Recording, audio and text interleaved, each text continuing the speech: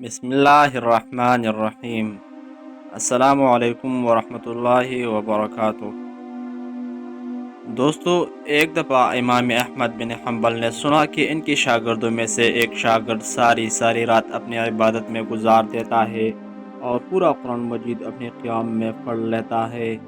امام صاحب کو بہت تعجب ہوا کہ پورا قرآن ایک رات میں کیسے ختم کیا جا سکتا ہے۔ آپ نے اس شاگرد کو سبق سکھانے کے لیے بلاوا بھجوایا۔ شاگرد کی حاضری ہوئی پر امام صاحب نے کہا کہ اے میرے بیٹے، میں نے سنا ہے کہ تو ایک رات کے قیام میں پوری قرآن پاک کی تلاوت کر لیتا ہے۔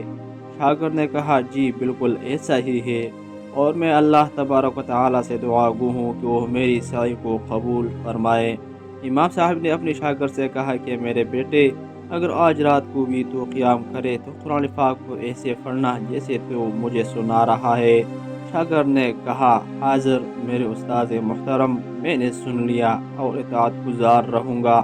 شاگرد چلا گیا اور اس نے رات کو اپنا قیام شروع کر دیا اور شعور میں یہ بات بٹھائی کہ قرآن ایسے پڑھنا ہے جیسے استاذ کو سنا رہا ہو، اور استاذ بھی کوئی عام تو نہیں تھا، امام احمد بن حنبل ہے۔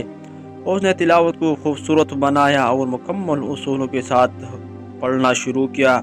صبح ہوئی تو امام صاحب کے پاس گیا۔ امام صاحب نے بے دیکھتے ہی پوچھا کہ کتنا قرآن مجید رات بھر میں تلاوت کر لیا۔ شاگرد کہنے لگا کہ امام محترم، آج تو صبح ہو گئی اور مجھ سے قرآن کے 10 پارے بھی مکمل نہ ہو پائے۔ امام صاحب نے کہا کہ میرے بیٹے، اگر آج رات کی قیام کرنا ہو تو قرآن پاک ایسے پڑھنا جیسے تمہارے سامنے سرکار دو عالم محمد مصطفیٰ صلی اللہ علیہ وآلہ وسلم بذات خود موجود ہے اور تو انہیں سنا رہا ہے۔ شاگرد چلا گیا اور اس نے رات کو قیام شروع کیا۔ شعور میں یہ بات بٹائی کہ تلاوت سرکار دو عالم صلی اللہ علیہ وسلم کے سامنے کر رہا ہے اور آپ صلی اللہ علیہ وسلم سن رہے ہیں۔ اس نے آج رات اپنی تلاوت پوری احترام اور اداب دربار رسول اللہ صلی اللہ علیہ وسلم کو ملحوظ رکھ کر کی۔ صبح ہوئی تو پھر امام صاحب کی بارگاہ میں حاضر ہوئی۔ امام صاحب نے پوچھا کہ کل رات تو نے کتنی تلاوت کی؟ شاگرد نے کہا، میرے استاد محترم، صبح ہو گئی مگر مجھ سے قرآن پاک کا ایک جزء عین میم بھی پورا نہ ہو پایا۔ امام صاحب نے فرمایا کہ اے میرے بیٹے، اگر آج رات تو نے قیام کرنا ہو تو قرآن پاک ایسے پڑھنا جیسے اللہ تبارک و تعالیٰ کی بارگاہ میں کھڑے ہو کر پڑھ رہا ہو۔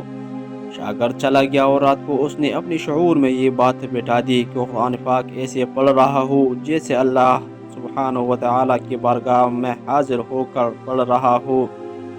اس کی آج کا شعور بادشاہوں کی بادشاہ کے دربار میں کھڑے ہو کر پڑھنا تھا۔